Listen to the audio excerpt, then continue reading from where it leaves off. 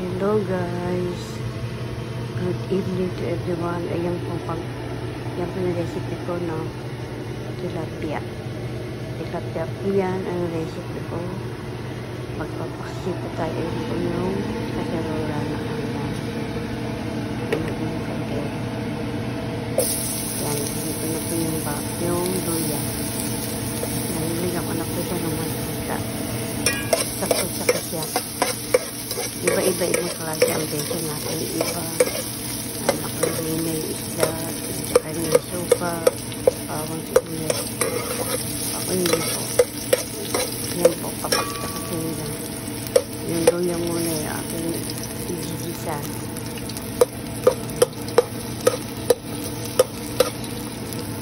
Mabango yan. Limig nga po yung luya kasi nasa-fruit. Malaki kanina yan yung na ano siya, yung parang namasama sa yung luya. Pero liit na lang. Pero okay na rin po yan. Konti na naman. Yan na po yung bawang. Kasi masarap kasi yung ginasa ko yung siyempre. Bawat tuto ko po lalo yung isa. Yan po yung bawang. Nakikita niyo po yung paano ko magpakit. Lahat ng pakit.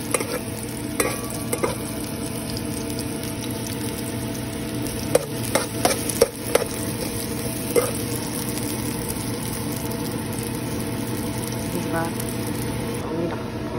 Yan. Hirap po yung okra. Hirap po yung suka. Yan. O, dapat nga may tanong wala na ubus na kalita na lang.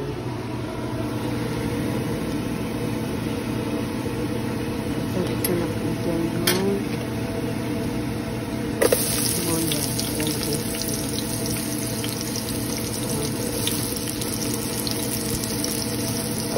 Yung iba kasi yan, nauuna yung nakakompleto na bago ilagay ako hindi.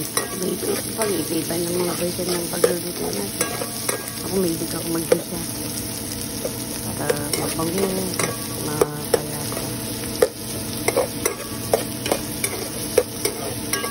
Lagi-ibiin natin para kasi baka masunod yung bawang ulit sa kanila. Kailangan natin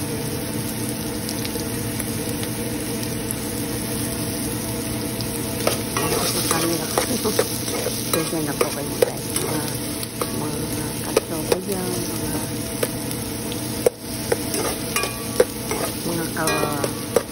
mga kamigan mga mare yung panilutan ako ay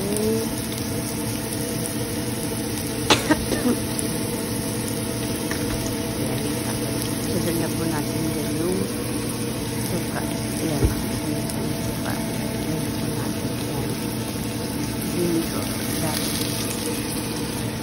Yan po, kaya na kung magano papakiyan mo papakabang ko lubod din bago ko ilagay yung okra sa gusto para lubod din natin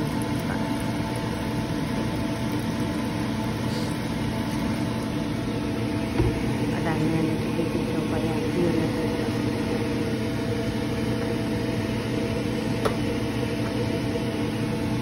tapos yan natin paminta yan po lang natin yung paminta hindi ko itong kami nakapatid yan natin yung sili ito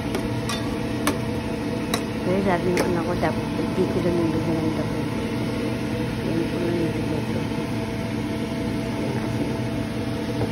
ito tansya lang po kasi yung bakit po yan pinakpakon ko yan yan na nagputo na yung suka ilagay ko na yung okra saka yung isda dahil na kayo hindi sila po napakita pala kayo yung okra muna po nilagay ko yan pag nilagay isda hindi ko na po napakita sa inyo yun ako muna yung okra pagkakulo ng suka nilagay ko yung okra tapos sinunod ko yung tilapia.